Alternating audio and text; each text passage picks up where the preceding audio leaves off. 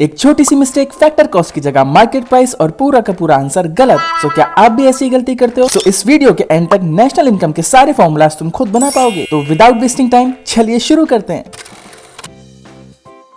तो national income की definition बोलती है कि national income is the sum total of factor incomes earned by the normal residents of a country during the period of an accounting year. अब सबसे पहले जानना ये जरूरी होता है कि आखिर फैक्टर इनकम्स होती क्या है। तो जैसा कि हम जानते हैं कि प्रोडक्शन करने के लिए 4 फैक्टर ऑफ प्रोडक्शन लगते हैं, जो कि होते हैं land, labour, capital and entrepreneur. और इन्हीं फैक्टर ऑफ प्रोडक्शन को बदले में फैक्टर सर्विसेज मिलती है। लैंड को मिलता है रेंट, लेबर को वेजेस, कैपिटल को इंटरेस्ट और एंटरप्रेन्योर को प्रॉफिट। इन्हीं रेंट, वेजेस, इंटरेस्ट और प्रॉफिट को हम फैक्टर इनकम बोलते हैं। तो बेसिकली एक अकाउंटिंग ईयर में पूरी इकोनॉमी में कितनी फैक्टर इनकम्स जनरेट हुई है, इन सब को अगर हम प्लस कर दें तो हमें नेशनल इनकम की वैल्यू मिल जाती है। एक और पॉइंट जो हमें यहाँ ध्यान रखना होगा कि फैक्टर इनकम्स और ट्रांसफर इनकम्स आपस में अलग होती हैं। ट्रांसफर इनकम्स वो इनकम्स होती हैं जो कोई भी इंडिविजुअल एज हेल्प, डोनेशन या चैरिटी के तौर पर रिसीव करता है, और इन ट्रांसफर इनकम्स को नेशनल इनकम की कैलकुलेशन में इंक्लूड नहीं करते हैं, क्योंकि ये ट्रांसफर इनकम अर्न इनकम्स होती हैं। फॉर एग्जाम्पल, इमेजिन करो कि एक इकोनॉमी में सिर्फ आप हो और एक बेगर है। आपने 100 रुपीज की इनकम अर्न की और उसमें से 10 रुपीज निकाल कर उस बेगर को दे दिए। अब जब नेशनल इनकम की कैलकुलेशन हुई तो आपकी इनकम दिखाई दी 100 रुपीज और उस बेगर की इनकम दिखाई दी 10 रुपीज। तो टोटल नेशनल इनकम निकली 110 रुपीज, जो कि गलत है, क्योंकि इकोनॉमी में तो सिर्फ 100 रुपीज की ही इनकम जनरेट हुई है, और जो 10 रुपीज उस बेगर को मिल रहे हैं वो उसकी इनकम नहीं है, वो आपकी ही इनकम का एक पार्ट है जो उस बेगर को दे दिया गया है। इसलिए उसको एक ट्रांसफर इनकम मानेंगे और इस ट्रांसफर इनकम को हम नेशनल इनकम की कैलकुलेशन के दौरान इंक्लूड नहीं करेंगे। तो अभी आते हैं अपने नेक्स्ट पॉइंट, नॉर्मल रेजिडेंट्स की तरफ। अब आखिर किन लोगों को हम नॉर्मल रेजिडेंट्स बोलेंगे? तो वो लोग जो कंट्री में 1 साल या उससे ज्यादा के लिए रह रहे हैं, या फिर वो लोग जिनका इकोनॉमिक इंटरेस्ट हमारी कंट्री में है, लाइक वो कुछ economic activities such as production, consumption और इन्वेस्टमेंट हमारी कंट्री में कर रहे हैं। तो इन लोगों को हम नॉर्मल रेजिडेंट बोलेंगे। और इन नॉर्मल रेजिडेंट्स ने एक अकाउंटिंग ईयर के दौरान जितनी भी फैक्टर इनकम्स अर्न की हैं, उन सब के सम टोटल को ही हम नेशनल इनकम बोलते हैं, जैसा कि हमारी नेशनल इनकम की डेफिनेशन में लिखा हुआ था।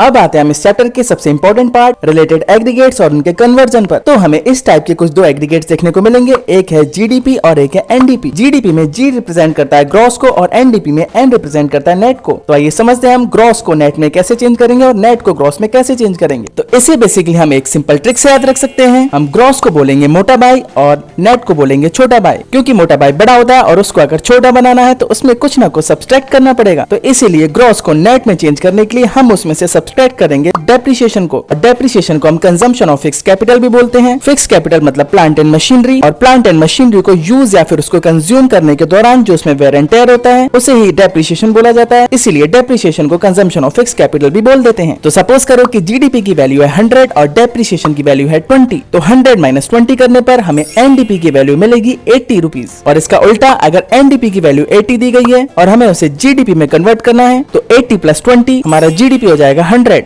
अब ग्रॉस और नेट के अलावा हमें यहाँ पर फैक्टर कॉस्ट और मार्केट प्राइस का भी कॉन्सेप्ट देखने को मिलता है। सो बेसिकली प्रोडक्शन करने के लिए जो हमें रेंट, इंटरेस्ट, वेजेस और प्रॉफिट देना पड़ता है, उन सबको मिलाकर हम फैक्टर कॉस्ट बोल देते हैं। तो सपोज करो हमने इकोनॉमी में इस मोबाइल का प्रोडक्शन किया और इसको बनाने के लिए फैक्टर कॉस्ट आई 100 रुपीज की, बट ये इसकी मार्केट प्राइस नहीं है, क्योंकि गवर्नमेंट अभी इस पर कुछ indirect taxes like GST impose करेगी। सपोज करो गवर्नमेंट ने इस पे 20 रुपीज का जीएसटी इंपोज किया और इस मोबाइल की फाइनल मार्केट वैल्यू निकल कर आई 120 रुपीज। इसे ही हम मार्केट प्राइस बोलते हैं। यहाँ पर मार्केट प्राइस है मोटा बाय और फैक्टर कॉस्ट है छोटा बाय। तो जब हमें फैक्टर कॉस्ट को मार्केट प्राइस में चेंज करना होगा तो हम उसमें ऐड करेंगे एनआईटी यानी कि नेट इनडायरेक्ट टैक्सेस को, और मार्केट प्राइस से फैक्टर कॉस्ट बनाते समय हम मार्केट प्राइस में से सब्ट्रैक्ट कर देंगे नेट इनडायरेक्ट टैक्सेस को। नेट इनडायरेक्ट टैक्सेस की वैल्यू निकालने के लिए हम इनडायरेक्ट टैक्स में से सब्सिडीज को लेस कर देंगे, क्योंकि इनडायरेक्ट टैक्सेस से जस्ट अपोजिट होता है सब्सिडीज। तो जिस तरह से टैक्सेस किसी भी गुड के प्राइस को बढ़ाते हैं, उसी तरह से सब्सिडीज भी प्रोडक्ट के प्राइस को कम करती हैं। हमारा लास्ट एंड फाइनल कॉन्सेप्ट जो कि है डोमेस्टिक और नेशनल, और यहाँ पर डोमेस्टिक छोटा बाई है और नेशनल मोटा बाई। तो डोमेस्टिक से नेशनल बनाने के लिए हमें इसमें एनएफआईए को जोड़ना होगा, और एनएफआईए की फुल फॉर्म होती है net factor income from abroad, और जिसे हम फीफा में से फीटा को लेस करके निकालते हैं। फीफा का मतलब फैक्टर इनकम फ्रॉम अब्रॉड, यानी कि हमारे कंट्री के वो लोग जो बाहर रहकर जॉब या बिजनेस करते हैं, उन्होंने जो इनकम हमारी कंट्री में भेजी, और वो इनकम जो बाहर के लोगों ने हमारी कंट्री में से अर्न करके अपनी कंट्री को भेजी, उसे बोला जाएगा फैक्टर इनकम टू अब्रॉड। तो सपोज करो जीडीपी की वैल्यू है 100, जहाँ पर बीच वाला डी डोमेस्टिक को रिप्रेजेंट करता है, और एनएफआईए की वैल्यू है 20 रुपीज, और हमें इसे कन्वर्ट करना है एनएनपी की वैल्यू में। तो एनएनपी की वैल्यू हो जाएगी 120 रुपीज। और यहाँ पर एक इंपॉर्टेंट पॉइंट, हम एनडीपी एट एफसी को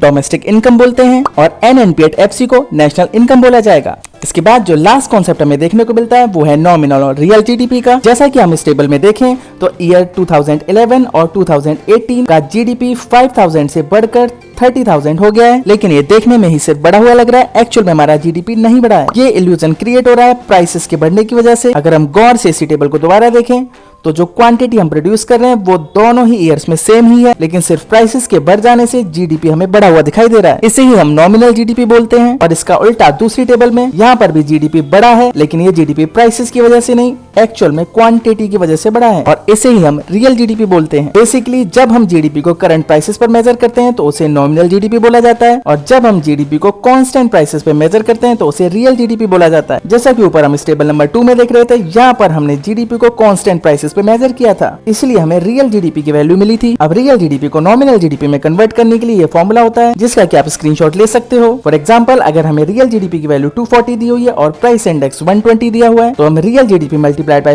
प्राइस इंडेक्स अपॉन 100 करके अपने नॉमिनल जीडीपी की वैल्यू निकाल सकते हैं, जो कि आएगी 288। ये price index over the year prices में आने वाले चेंजेस को मेजर करता है, और जब हम रियल जीडीपी में से इस प्राइस के इंपैक्ट को हटा देंगे तो हमें हमारा नॉमिनल जीडीपी मिल जाएगा, क्योंकि अल्टीमेटली रियल जीडीपी और नॉमिनल जीडीपी में आने वाले डिफरेंस का कारण ये प्राइसेस ही होते हैं। सो आई होप आज का ये वीडियो आपके लिए हेल्पफुल रहा होगा। इसके आगे आने वाले पार्ट में हम डिफरेंट टाइप के नेशनल इनकम के न्यूमेरिकल्स को सॉल्व करने वाले हैं। So stay tuned.